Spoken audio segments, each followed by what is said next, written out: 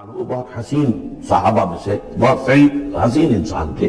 ان کی شکل میں بالعموم ان کی صورت میں حضرت جبرائیل آتے تھے، لیکن وہ وحی نہیں شمار ہوتی. ہم نے سننا وہ حدیث جس میں جبرائیل آئے اور حضور نے فرمایا جبریل تھے جو تمہیں تمہارا دین سکھانے آئے تھے، لیکن وہ قرآن میں نہیں ہے. سننا ہے، قرآن نہیں ہے. البتہ یہ کہ حضرت جبرائیل کو ان کی اصل ملک کی شکل میں حضور نے اپنی ان آنکھوں سے 2 مرتبہ دیکھا ہے. ایک مرتبہ بالکل آغاز میں، جبکہ حضرت جبرائیل جو ہے ایسے ظاہر ہوئے، حضور اتر رہے تھے غار حرا سے، جبل نور سے، تو آپ کو آواز آئی یا محمد. یہ پہلی وحی کے بعد جو فترت ہوئی ہے، کچھ عرصے کے لیے وحی رکی رہی، اس وقت واقعہ پیش آیا. آپ نے سامنے دیکھا، پیچھے دیکھا، کوئی نہیں، نظر کوئی نہیں ہے. پھر تھوڑی دیر آپ چلے گئے، شاید مجھے کوئی دھوکہ لگا ہے، ایسی میں نے سنا ہے، کوئی آواز نہیں تھی. پھر آیا یا محمد. پھر دیکھا 2-3 مرتبہ کوئی نظر نہیں آیا، کچھ خوف سا محسوس ہوا. تیسری مرتبہ یا محمد، تو اچانک حضور کی نگاہ اوپر اٹھی تو حضرت جبرائیل فرشتے کی جو اصل شکل ہے اس میں وہ تھے افق پر، اور پورا افق بھرا ہوا تھا. تو اصل ملک کی صورت میں حضرت جبرائیل کو حضور نے اس وقت دیکھا.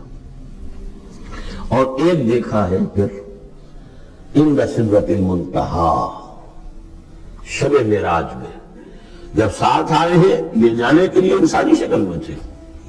وہ سواری بھی ایسی تھی جس کو کہ براق کہا جاتا ہے، وہ بھی محسوس سے تھی. لیکن یہ کہ جہاں انہوں نے کہا 7ویں آسمان پہ جا کر کہ بس اب آگے میری گنجا، اب آگے آپ کو اکیلے جانا ہے،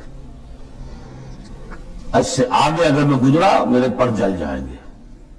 بے سوز تجلا بے سوز پرم، اگر یکسر منہ برتر پرم، اگر میں نے اب اس سے آگے ایک بال برابر بھی میں آگے بڑھا تو میرے پر جل جائیں گے. اب آگے آپ کا کام.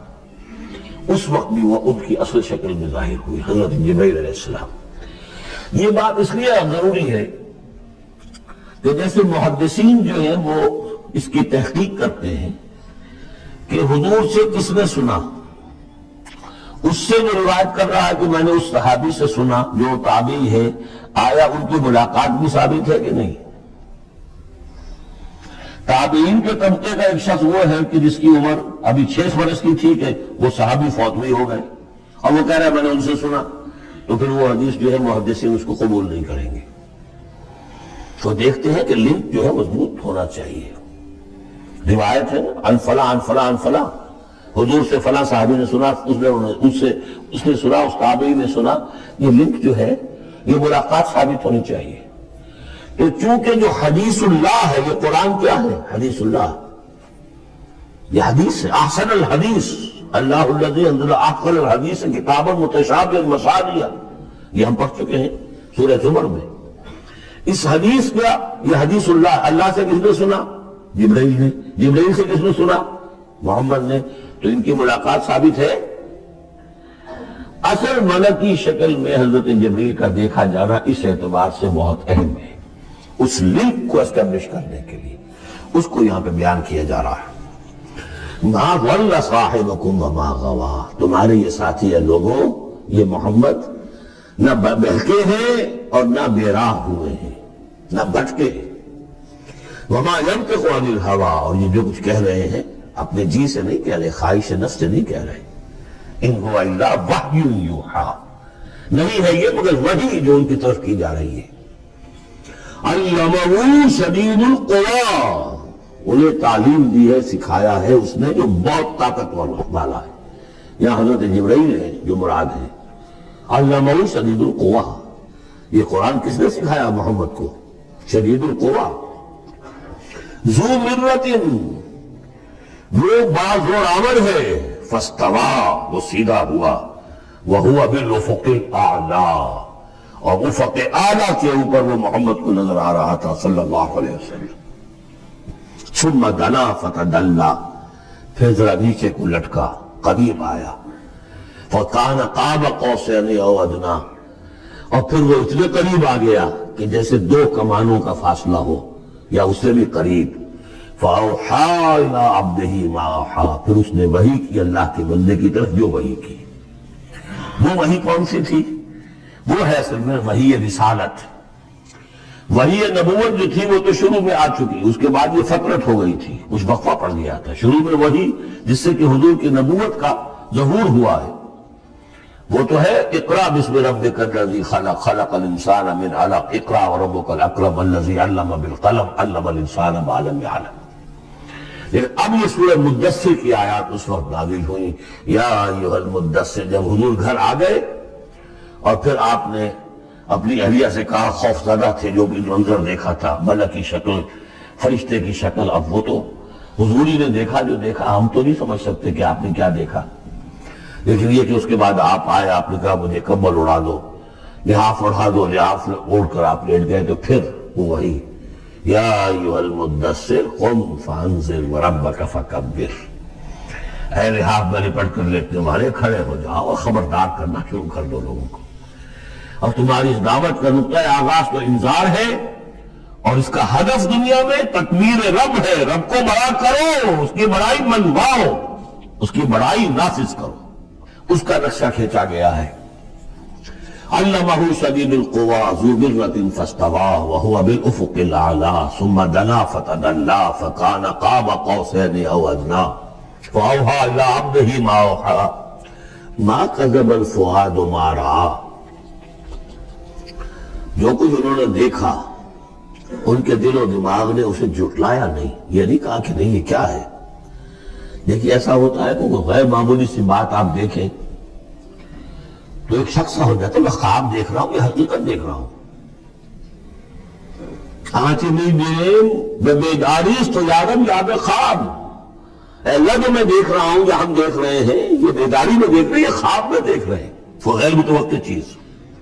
لیکن نبی کو کوئی شک نہیں ہوا، ما کذب الفؤاد ما رأیٰ، یکسوئی کے ساتھ دل و دماغ اور جو بھی آپ کی آنکھ دیکھ رہی تھی ان میں کوئی کانفلکٹ نہیں تھا۔ ما کذب الفؤاد ما رأیٰ فتمارونہ علی ما یریٰ، تو کیا تم اس سے جھگڑتے ہو اس چیز پر کہ جسے وہ دیکھ رہا ہے؟ اقبال نے کہا نا کہ قلندر ہرچ گوید دید گوید، جو شخص اپنا دیکھی ہوئی چیز بیان کر رہا ہے تم اس سے جھگڑ رہے ہو، تمہارے لیے تو وہ ایک غیب کی خبر ہے، اس نے تو دیکھا ہے۔ افتمارونہ علی ما یریٰ وَلَقَدْ رَآهُ نَزْلَةً أُخْرَىٰ، اس نے تو ایک مرتبہ اور بھی دیکھا۔ کہاں دیکھا؟ عند سدرۃ المنتہیٰ، شب معراج میں سدرۃ المنتہیٰ۔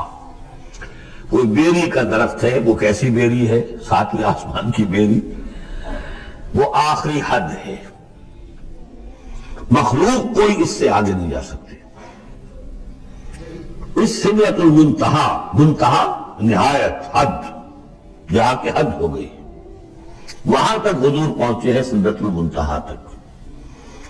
اندہا جنت الماوا، اور سب سے اونچی جنت ہوگی جنت الماوا، وہ اس کے قریب ہی ہے، وہ بھی ساتویں آسمان پر ہے۔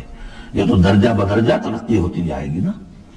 پہلی ضیافت جو ہے، پہلی نزل جو ہے، وہ تو اسی زمین پر ہو جائے گی، پھر جو ترقی ہوگی اپنے اپنے مدارج، اپنے اپنے مراتب، اپنے اپنے مقامات، اپنے اپنے ایمان کی گہرائی، اپنے اپنے اعمال صالحہ، اپنا اپنا انفاق مال و جان، اس کے حوالے سے درجے ہوں گے۔ اندہا جنت الماوا اذ یغشی السدرۃ ما یغشی، جبکہ ڈھانپے ہوئے تھا اس بیری کو جو ڈھانپے ہوئے تھا۔ اب تمہیں کیا بتائیں کیا ڈھانپے ہوئے تھا، تم نہیں سمجھ سکتے۔ دیکھیں کس طریقے سے اذ یغشی السدرۃ، کوئی انوار الہیہ کا کوئی ایسا نزول ہے وہاں جو زبان سے ادا نہیں ہو سکتا، کوئی الفاظ نہیں ہے کہ جو ان کی تعبیر کر سکے۔ اس پر انوار الہیہ کا کوئی نزول ہے۔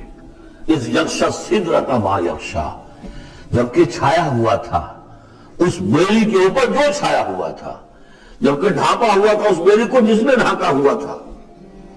ما زاغ البصر وما طغیٰ، نبی کی آنکھ اس وقت نہ کج ہوئی نہ حد سے بڑھی۔ یہ دو انتہائیں ہوتی ہیں، ایک تو یہ کہ آپ کسی انٹینس لائٹ کو فیس نہ کر سکے تو نگاہ ہٹائیں گے آپ، یہ جھپک لیں گے، فیس نہیں کر سکتے اگر آپ میں ہمت نہیں، استعداد نہیں ہے۔ نبی کا ظرف اتنا تھا کہ ان انوار الہیہ کا براہ راست مشاہدہ کیا ہے، اور نگاہ آپ کو ادھر ادھر کرنے کی ضرورت پیش نہیں آئی۔ لیکن طغا ایک حد ادب بھی ہوتا ہے جس سے آگے انسان کو نہیں جانا چاہیے۔ نگاہ جو ہے اس نے بے ادبی کی روش بھی اختیار نہ کی۔ علامہ اقبال نے، واقعہ یہ ہے کہ اس آیت کو میں نے سمجھا علامہ اقبال کے ایک شعر سے، اور اکثر و بیشتر لوگ نہیں سمجھ سکے اس آیت کو۔